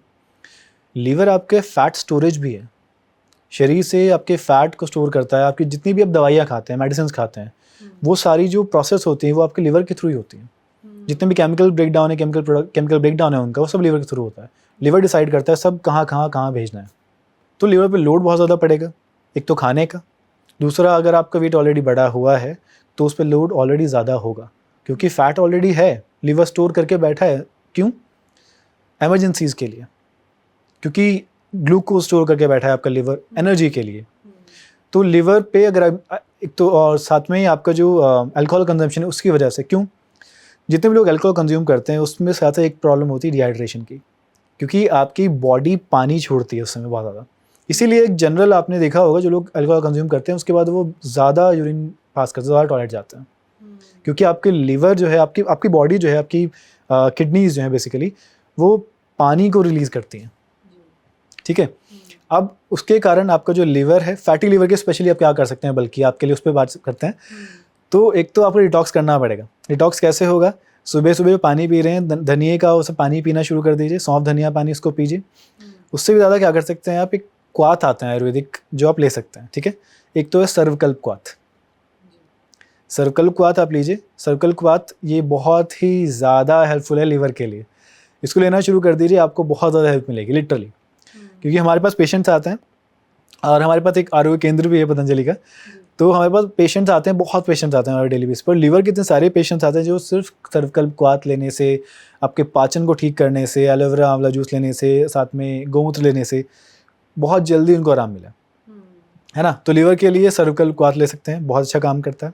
और उसके साथ साथ आप क्या कर सकते हैं, लीवर के लिए कुछ योग के अभ्यास हैं जो कि आप अगर करेंगे तो वो क्योंकि वो लीवर पे इम्पैक्ट डालते हैं, जैसे कि भुजंगासन फॉर एग्जांपल। जितने भी ट्विस्टिंग वाले अभ्यास हैं, जैसे कि आपका अर्धमत्स्येंद्र आसन है फॉर एग्जांपल, या फिर वक्रासन है, या फिर कटी चक्रासन है, जैसे आप हाथों को सामने रखते हैं और इस तरह से ट्विस्ट करते हैं तो आपकी एक हाथ कंधे पे आता है, दूसरा हाथ कमर पे पीछे चला जाता है।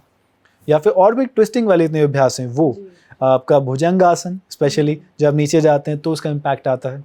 मंडूकासन, और मंडूकासन तो स्पेशल, और ये सारे अभ्यास लीवर के लिए तो हेल्प करेंगे, आपके पैनक्रियाज के लिए, डायबिटीज़ के लिए बहुत से हेल्प करेंगे, क्योंकि डायबिटीज़ वालों को तो बहुत ज़रूरी है मंडूकासन। जी, मैं ना डायबिटीज़ पे ही आने वाली थी अभी नेक्स्ट की। इंडिया को जो है डायबिटिक कैपिटल ऑफ वर्ल्ड कहा जा रहा है। इतने ज़्यादा हमारी लाइफस्टाइल की एक इतनी बड़ी समस्या हो चुकी है, ये छोटे बच्चों में भी वो प्री डायबिटिक हो रहे हैं आजकल।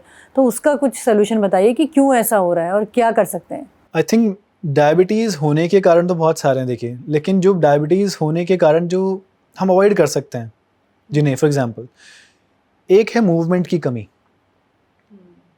बहुत से लोग ऐसे हैं जाने अनजाने में, या फिर उनकी परिस्थितियाँ ऐसी हैं कि वो मूवमेंट नहीं होती उनकी बिल्कुल। पूरा दिन जो लोग ऑफिस में बैठे रहते हैं या फिर लैपटॉप पे वर्क कर रहे हैं, बैठे रहते का मतलब है कि वो वर्क कर रहे हैं, बट बैठने का काम है उनका पूरा दिन। जो लोग ऑफिस में वर्क करते हैं वो, या फिर जिनकी बिजनेसेस हैं, जो शॉप पे बैठे हैं अपनी, वो भी पूरा दिन बैठे हैं, है ना। तो उन सभी के लिए बहुत इंपॉर्टेंट है मूवमेंट। मूवमेंट की कमी से होती हैं सबसे ज़्यादा बीमारियाँ। अगर मेरी उंगली यहाँ पे मैंने ऐसे रखी हुई है, अभी मूव कर रही है, सब अच्छा है, कोई पेन नहीं, कोई रिस्ट्रिक्शन नहीं है, कोई स्टिफनेस नहीं है, मैं सिर्फ इसको ऐसे रख देता हूँ, लेट्स से बेंड करके रख देते हैं अभी, आधा घंटा, एक दिन, बस 2 दिन, अकड़ाहट आनी शुरू हो जाएगी इस फिंगर्स पे। थोड़े दिन और छोड़ेंगे आप तो और ज़्यादा होगी। कुछ टाइम और अगर ऐसे रखना शुरू कर देंगे तो होगा कि जॉइंट्स हैं बीच में, गैप्स हैं जहाँ पे जॉइंट्स मूवमेंट हो पा रही है जिसकी वजह से उन जॉइंट्स, वो जॉइंट फिल होना शुरू हो जाएंगे आपकी मांस से ही, में भी, और कुछ नहीं तो ठीक है, या फिर फैट तो स्टोर होना शुरू हो जाएगा यहाँ पे धीरे धीरे। अगर मूवमेंट नहीं होगी तो फिर ये मूवमेंट बाद में तो हो ही नहीं पाएगी ना फिर। तो ये मूवमेंट की कमी की वजह से भी बहुत ज़्यादा प्रॉब्लम्स आ रही हैं, डायबिटीज़ में स्पेशली। आप जितना भी खाना खाते हैं, जितनी शुगर आपकी है शरीर के अंदर जो आप खा रहे हैं बेसिकली, उसके बाद जो प्रोसेस हो रही है आपके ब्लड में घूम रही है, उसको कंज्यूम भी तो आपका शरीर करेगा ना, बट बिना मूवमेंट के वो हो नहीं पाता अच्छे से। तो मूवमेंट के लिए चाहिए कि आपके जो मसल्स हैं आप उनको वर्क करें, उनको यूज़ करें, क्योंकि मसल्स ही आपकी सबसे ज़्यादा शुगर को खाने वाली हैं, शुगर को कंज्यूम करने वाली हैं, इस ग्लूकोज को कंज्यूम करने वाली हैं एनर्जी के लिए में भी। तो और कुछ नहीं, तो बैठे बैठे पैरों को चलाए, इसको भी कर सकते हैं आप, क्योंकि सबसे ज़्यादा बड़ी मसल्स जो हैं आपकी पैरों की तो मसल्स हैं, आपकी ग्लूटियस मसल्स हैं, आपकी काफ हैं, आपकी हैमस्ट्रिंग्स हैं, आपकी क्वाड्स हैं, राइट। तो इनको भी मूवमेंट करेंगे तो एक दो चीज़ें होंगी, आपकी स्ट्रेंथ बढ़ेगी। और सबसे ज़्यादा बड़ा जो कारण है जो कि आज के टाइम में आप देखते हैं, और आपने भी शायद अपनी सोसाइटी में या फिर फैमिलीज़ में कहीं ना कहीं रिलेटिव्स में सुना होगा कि बड़े हैं और या तो गिर गए या स्लिप हो गए, उनके कूल्हे की हड्डी टूट गई, या कूल्हा टूट गया, या फिर पैर की हड्डी टूट गई। स्पेसिफिकली कूल्हा या साइड की सुनने को मिलता है। उसका एक ही कारण है, स्ट्रेंथ नहीं है पैरों में, स्ट्रेंथ नहीं है, स्टेबिलिटी नहीं है। क्योंकि अगर गिरते आप कब हैं, जब आपके पास स्ट्रेंथ नहीं होगी। अगर आपके पास स्ट्रेंथ है, शरीर स्टेबल हो पा रहा है स्ट्रेंथ की वजह से, क्योंकि आपकी मसल्स ही तो मदद करती हैं। आपकी आगे वाली मसल्स मदद करती हैं कि आप आगे ना गिरें, पीछे की मसल्स मदद करती हैं पैरों की कि आप पीछे ना गिरें। आप फील भी कर सकते हैं खड़े होकर, अगर आप आगे की मसल्स एंगेज करेंगे तो आप आगे से एक पुल फील करेंगे। तो अगर आपकी पैरों की मसल्स स्ट्रेंथ है तो आपकी स्टेबिलिटी बेहतर होगी, तो आपके गिरने के चांसेस कम होंगे, लड़खड़ाएंगे भी तो संभल जाएंगे। तो अगेन मसल स्ट्रेंथ बहुत ज़रूरी है। इसीलिए आप क्या कर सकते हैं, देखिए योग के अभ्यास तो हैं ही, स्ट्रेंथ ट्रेनिंग भी आप कर सकते हैं, जो कि बहुत अच्छा है। बहुत चीज़ें सुनने में मिलता है कि योग करना चाहिए, जिम करना चाहिए। मैं कहूँगा सब करना चाहिए। ये एक सवाल सबका रहता है। मैं कहूँगा सब करना चाहिए, सिर्फ अकेला जिम नहीं करना चाहिए, ठीक है। और योग तो करना ही करना चाहिए, ठीक है। सिर्फ अकेला जिम नहीं करना चाहिए। मैं अगर योग कर रहे हो तो आप जिम की एक्सरसाइज भी करो, कोई दिक्कत नहीं है। क्योंकि जिम की जब एक्सरसाइज करते हैं आप, उसमें आपके जो आपका वेट है, बेसिकली वेट्स उठाते हो आप, उसकी वजह से आपकी जो जॉइंट्स हैं, मसल्स हैं, वहाँ पे स्टिफनेस आती है। उस स्टिफनेस को दूर करने के लिए आपको योग के अभ्यास करने पड़ेंगे, स्ट्रेंथ ट्रेनिंग करनी, वो आपका योग के अभ्यास करने पड़ेंगे। साथ में आपको प्राणायाम करना पड़ेगा, क्योंकि प्राणायाम का एक सबसे बड़ा जो बेनिफिट है वो लघुता है। प्राणायाम आपके शरीर में लाघव लेके आता है, आपके शरीर को हल्का लेके आता है, रिलैक्स करता है, ठीक है ना। तो अगर आप स्टिफनेस अगर जनरेट हो रही है जिम से, तो आपको योग करना पड़ेगा। तो अगेन जिम या योग, मैं कहूँगा दोनों कीजिए, सब करना चाहिए, कॉम्बिनेशन में दोनों अच्छे हैं। योग कीजिए, शरीर इंटरनली हेल्थ अच्छी रहेगी, स्ट्रेंथ ट्रेनिंग कीजिए, आपकी मसल्स की स्ट्रेंथ अच्छी होगी, ताकि आप आगे चल के फ्यूचर के लिए अभी से तैयार हों। और फ्यूचर के लिए नहीं, आपके अगर एज आपकी कम भी है ना, अगर आप 30s में भी हो, 20s में भी हो, स्टेबिलिटी फिर भी चाहिए। चोट गिर के आपको चोट भले ही ना लगे, हड्डी ना टूटे, बट गिरोगे अगर तो चोट तो लगेगी ना। हाँ, नहीं आजकल कम एज में भी लोगों को जो है जोड़ों में दर्द की समस्या, आर्थराइटिस बहुत कम एज में हो रहा है। तो आई थिंक जैसा आपने बताया कि वो स्टिफनेस आ जाएगी अगर हम मूवमेंट नहीं करेंगे तो। अर्थराइटिस भी बहुत इंपॉर्टेंट है यहाँ पे, क्योंकि अर्थराइटिस के लिए ना, अर्थराइटिस भी बहुत तरह का होता है, रूमेटॉइड, मतलब बहुत सारे तरह के अर्थराइटिस होते हैं, बट बेसिक जॉइंट्स की समस्या है बेसिकली यहाँ पे। तो उसमें भी जॉइंट मूवमेंट है। अगेन जो हम जॉइंट की बात कर रहे थे यहाँ पे, तो मूवमेंट से दूर होगा, तो मूवमेंट तो करनी पड़ेगी आपको सारी। बहुत सारे अभ्यास हैं, जैसे हम सूक्ष्म व्यायाम की बात करते हैं यहाँ पे। सूक्ष्म व्यायाम बेसिकली सटल एक्सरसाइजेज हैं योग की, जो जॉइंट्स पे वर्क करती हैं। और यहाँ पे सबसे ज़्यादा ज़रूरी, सब हमारे पॉडकास्ट की शुरुआत हुई थी जिससे, माइंड बॉडी कनेक्शन।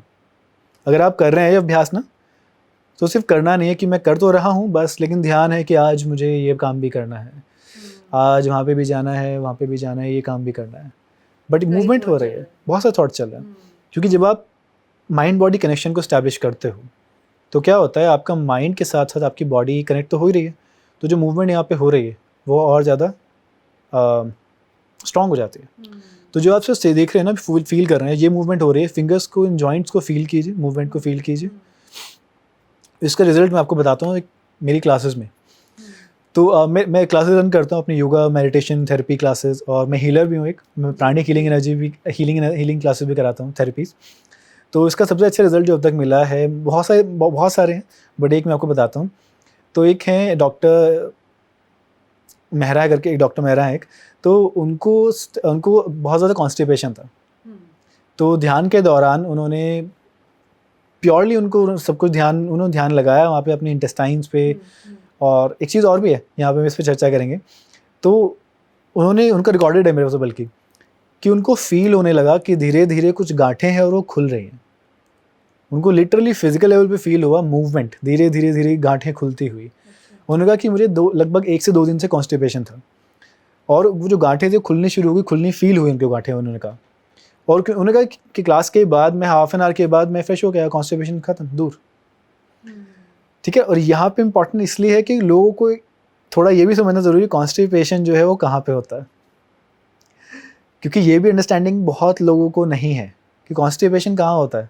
कॉन्स्टिपेशन आपकी बड़ी आंत में होता है, क्योंकि ये चीज़ बहुत लोगों को नहीं पता है। और मैं कभी कभी चौंकाने वाली बात हो जाती है, क्योंकि एक बेसिक ह्यूमन एनाटॉमी की या फिजियोलॉजी की जानकारी हर व्यक्ति को होनी चाहिए, है ना। क्योंकि हम स्कूल में भी ज़्यादा ध्यान नहीं देते हैं इस चीज़ पे। जब तक हम साइंस पढ़ाई जाती है, जब तक हमारा बायोलॉजी पढ़ाई जाती है, लोगों को लगता है हमारा सब्जेक्ट नहीं है तो जान के क्या करेंगे। हाँ एग्जैक्टली। लोग और ये लोग ये नहीं समझते कि हमारा पेट कहाँ है। लोग कहते हैं कि पेट में दर्द हो रहा है, पेट में। पेट यहाँ पे है ही नहीं आपका, यहाँ पे आते हैं। आपका स्टमक, इसे आमाशय पेट बोलते हैं, वो यहाँ पे ऊपर है। यहाँ पे आपकी आंतें हैं, बड़ी आंत है इतनी रैप हुई, सेंटर में आपकी छोटी आंत है ना। तो एक बेसिक अंडरस्टैंडिंग आपके पूरे शरीर की तो होनी चाहिए व्यक्ति के पास। एंड आई थिंक इसके पास हमारे पास एक ही ऑप्शन है कि लोगों को समझाना कि क्या क्या चीज़ें कैसे वर्क कर रही है। और वही मैं अपनी वीडियोस में भी कर रहा हूँ कि हर चीज़ को इन डेप्थ समझाने की कोशिश आयुर्वेदा के पॉइंट ऑफ व्यू से, modern research point of view से मिक्स करते हुए, ताकि एक बेसिक हर तरह का एस्पेक्ट लोगों को क्लियर हो। हाँ नहीं, इसलिए आप जो सोल्यूशन देते हैं अपने वीडियोस के ज़रिए वो लोगों को बहुत पसंद भी आ रहे हैं। और उमंग जी, मैं अंत में आपसे यही जानना चाहूँगी बस कि एक ऐसा प्राणायाम या ऐसा योग जिसे आप मानते हैं कि हर कोई कर सकता है, और आप एक टिप के तौर पर जिसे देना चाहें कि ये करिए, सब कर सकते हैं इसे। 2 चीज़ें आपको बताऊंगा यहाँ पे मैं करने के लिए, बल्कि खाली एक बताने का तात्पर्य सही नहीं होगा। यहाँ मैं आपको 3 चीज़ें बताता हूँ जो करनी ही करनी चाहिए। ठीक है। एक तो आपको बताता हूँ, एक तो है सूर्य नमस्कार। ठीक है, हर कोई कर सकता है, बस थोड़ा सा डिपेंड करता है, क्योंकि हर एक अभ्यास में प्रिकॉशन तो है ही। देखिए कि हर व्यक्ति कर सकता है नहीं कर सकता है, वो आपके हेल्थ के ऊपर डिपेंड करता है। तो हर एक अभ्यास जो भी करें आप अपनी क्षमता अनुसार, अपनी एबिलिटी के अनुसार, आपकी एज के अकॉर्डिंग करें और सहजता से करें। तो पहले बात तो सूर्य नमस्कार। और सूर्य नमस्कार पे लास्ट ईयर मेरी एक डिबेट भी थी, एक नेशनल न्यूज़ चैनल थे, वहाँ पे डिबेट पे सूर्य नमस्कार पे डिबेट थी, इंटरनेशनल योगा डे के टाइम पर ही लास्ट ईयर, कि सूर्य नमस्कार करना चाहिए नहीं करना चाहिए। तो मुझे नहीं लगता इस पर डिबेट की ज़रूरत है कहीं किसी को भी। तो सूर्य नमस्कार, दूसरा ब्राह्मरी प्राणायाम, कपालभाति और अनुलोम विलोम प्राणायाम, बस ये 4 चीज़ें हैं। 3 में ये 4 चीज़ें हैं जो आपको करनी चाहिए। क्यों? बहुत शॉर्ट में सूर्य नमस्कार करेंगे आपके पूरे शरीर पे काम करता है। अभी यहाँ पे आने से पहले मैं सुबह आई थिंक 60 राउंड सूर्य नमस्कार करके आया हूँ। ठीक है, 60 आपके लिए नहीं कहूँगा, सबके लिए। इनिशियली 10 राउंड तो करिए। ठीक है। और 60 राउंड करना, 100 राउंड करना बहुत ईजी है, बट एक चीज़ ध्यान रखें कि स्पीड से ना करें। बहुत लोग करते हैं कि 100 राउंड करेंगे, आज जल्दी जल्दी करेंगे, 108 राउंड करेंगे। कोई ज़रूरत नहीं है 108 राउंड करने की, 100 राउंड करने की। आप करेक्ट टेक्निक से कीजिए, क्योंकि सूर्य नमस्कार में 12 स्टेप्स हैं। हर एक अभ्यास में सांस कब लेना है, कब छोड़ना है, कब पीछे जाना है, कब कमर को स्ट्रेच करना है, कब अपनी गर्दन को लेके जाना है, कब अपनी जो आपकी गेज़ है बेसिकली, कब कहाँ देखना है, नाभि को देखना है। तो अगर गलत तरीके से करेंगे तो चाहे आप 100 या 1000 बार करें तो भी कोई फ़ायदा नहीं है। सही तरीके से कीजिए, थोड़ा कीजिए बट करिए। सूर्य नमस्कार, अनुलोम विलोम प्राणायाम आपके सभी हार्मोनल सिक्रेशंस, अनुलोम विलोम प्राणायाम सभी हार्मोनल सिक्रेशंस को बैलेंस करेगा। जिनको भी हार्मोनल प्रॉब्लम्स हैं, कुछ भी एड्रेनल इश्यूज़ हैं, एड्रेनल ग्लैंड्स के हार्मोन्स की प्रॉब्लम्स आ रही है, किडनी की प्रॉब्लम आ रही है, हार्ट के रिलेटेड कुछ इशू आ रहा है, मेंटल लेवल पे कुछ प्रॉब्लम आ रही है। और एक चीज़ और, अनुलोम विलोम प्राणायाम जो आप करते हैं आप, या फिर यहाँ पे ध्यान लगाएं, तो यहाँ पे आपका आज्य चक्र होता है, जिसमें थर्ड आई थोड़ा ऊपर है, यहाँ पे आज्य चक्र होता है, वो बैलेंस होता है। और उसके साथ साथ वो बाकी चक्रों को भी अपने साथ धीरे धीरे बैलेंस करना शुरू कर देता है। कपालभाति करेंगे, आपका डाइजेशन बेहतर होगा, पाचन बेहतर होगा। ठीक है, एनर्जी बैलेंस रहेगी। कपालभाति, अनुलोम, और लास्ट जो प्राणायाम है वो ब्राह्मरी है आपके लिए। रात्रि में सोने से पहले, बल्कि रात्रि की आपके लिए साथ में बता देते हैं, रात को सोने से पहले छोटा सा प्रोटोकॉल, जो आपको सुबह रात नींद अच्छी आएगी, सपने नहीं आएंगे, सुबह अच्छे उठेंगे, थकान कम होगी। सोने से पहले 9 से 11 बार ओम का उच्चारण कीजिए। उसके बाद पैरों को धोकर उसमें अभ्यंग कीजिए, हल्की सी मालिश कीजिए तेल से। उसके बाद ब्राह्मरी प्राणायाम कीजिए। कितना करना है? 3 से 4 बार। और सोते हुए कोशिश करें, जब आप सो रहे हो ना, तो अपने तकिए से बात करें। आपका जो तकिया है ना, थोड़ा लोगों को थोड़ा सुनने में अटपटा लगेगा, बट आपका जो तकिया है उससे बात करें। लिटरली मेरी दादी बोलती थी और मम्मी भी कभी बचपन में भी बताती कहती थी, जब मैं सुबह उठना होता था ना, बहुत जल्दी जल्दी उठना है, बहुत ज़रूरी काम है, तो कहती थी अपने तकिए को बोल के सो। और मम्मियाँ तो बिना अलार्म के उठा देती हैं इसलिए। हाँ, जब अपने तकिए को बोलिए कि कुछ भी बोलिए, वो आपकी अपनी लैंग्वेज में हो सकता है किस तरीके से, जैसे कि तकिया फॉर एग्जांपल, कि तकिया मुझे सुबह उठाना, या अपने बेड से बात कीजिए। जहाँ पे आप सो रहे हैं, जहाँ पे आप बैठते हैं, जहाँ पे आप वर्क करते हैं, आपकी एनर्जीज वहाँ पे रहती हैं और वो एनर्जीज आपको इम्पैक्ट करती हैं। तो ये करके सोएं। सुबह आपको नींद अच्छी, एक तो आपको नींद अच्छी आएगी, सपने नहीं आएंगे, सुबह जल्दी उठेंगे, आपकी मेंटल लेवल पे आपको पीस मिलेगा। और देखिए, एक छोटी सी एक्टिविटी जो आप हर समय करें, डेली करें, आई थिंक इससे सबसे ज़्यादा बेनिफिट आपको मिलने वाला है। डेली 5 मिनट निकालिए, जहाँ पर भी हैं आप, आपके ऑफिस में, घर पे, ट्रैवल करते हुए 5 मिनट निकालिए और 5 मिनट के लिए करता नहीं, सिर्फ एक ऑब्जर्वर बनिए। सिर्फ ऑब्जर्व कीजिए, अपनी सेंसेस को फ्री छोड़ दीजिए। Just sit down and relax and observe the world around you. आपके आसपास जो कुछ हो रहा है, फॉर एग्जांपल इस समय मुझे एसी की आवाज़ आ रही है, धीरे धीरे कहीं से कुछ पेपर की आवाज़ आ रही है, मेरी सांसों की आवाज़ आ रही है, मेरे पैर नीचे जो कारपेट पे हैं, उन कारपेट पे जो टच हो रहा है, मेरी स्किन टच हो रही है, उसको आई कैन फील। जो मैंने कपड़े पहने हैं, वो कपड़े धीरे धीरे मूवमेंट के साथ हल्का हल्का रब कर रहे हैं मेरी स्किन पे, I can feel that also. I can also feel कि यहाँ पे जो टेम्परेचर है, उस टेम्परेचर का इम्पैक्ट हो रहा है, हर श्वास के साथ क्या इंटरनली इम्पैक्ट हो रहा है। जस्ट 5 मिनट के लिए ऑब्जर्व कीजिए आसपास क्या हो रहा है, आपके लोग आपस में बातें कर रहे हैं, उनके रिएक्शंस कैसे हैं, हवा चल रही है, पेड़ पत्ते हिल रहे हैं, 5 मिनट के लिए। और एक चीज़ और, बिना रिएक्ट किए, बिना जज किए, what ever is happening just happening, सब कुछ हो रहा है, आप उसका पार्ट नहीं हो। उन 5 मिनट के लिए सिर्फ ऑब्जर्व कीजिए, आपको मेंटल पीस, एक इनर स्ट्रेंथ, शांति और एक मेंटल क्लैरिटी उन 5 मिनट में मिलनी शुरू हो जाएगी। बहुत ही सुंदर आचार्य जी, बहुत बहुत धन्यवाद आपका। आपने इतने अच्छे तरीके से, हालांकि बहुत चीज़ें हैं लेकिन फिर भी हमने कई जो इम्पोर्टेंट चीज़ें थी उन पे बात करी और आपने कई चीज़ों के सोल्यूशन भी दिए और बहुत ही पीसफुल और एक काम करते हुए आपने इस पॉडकास्ट को आज बहुत अच्छी तरह से जो है अंत किया है। और हम चाहेंगे कि फिर से बैठें आपके साथ और लोगों को और भी सोल्यूशन दें और योग और प्राणायाम के बारे में उनको और डीप ले जाने की कोशिश करेंगे। फ़िलहाल आपने जितनी भी इतनी अच्छी जानकारियाँ दी हैं, हम अगर उनको ही इम्प्लीमेंट कर लें तो शायद उससे ही बहुत फ़ायदा हमें मिल सकता है। एब्सोल्युटली, बिल्कुल। मुझे बहुत अच्छा लग रहा है आपके यहाँ पे आके। और एक चीज़ मैं ज़रूर बताना चाहूँगा बस लास्ट, कि जितनी भी जो मेडिसिन हैं, फॉर एग्जांपल जैसे कि काया सर्वकल्पवात है, फॉर एग्जांपल लिवर के लिए, एलोवेरा जूस है, आंवला जूस है, जनरली तो ये सेफ़ हैं, बट स्टिल अगर आप उन्हें कंज्यूम करते हैं, लेते हैं, तो आपके एक डॉक्टर से ज़रूर प्रिस्क्रिप्शन लें, एक आयुर्वेदिक डॉक्टर से, BMS डॉक्टर से ज़रूर प्रॉपर प्रिस्क्रिप्शन लीजिए, कंसल्टेशन, ताकि आप पूरे शरीर पर अच्छे से काम कर पाएँ। जी, अपनी अपनी मेडिकल कंडीशन के हिसाब हाँ। से जो है चीज़ें चुनें। जी जी, बहुत बहुत धन्यवाद आपका स्टूडियो में आने के लिए आचार्य जी। तो वेब दर्शन का ये एपिसोड आपको कैसा लगा? अपनी राय और अपनी प्रतिक्रिया ज़रूर हमको दीजिएगा। धन्यवाद।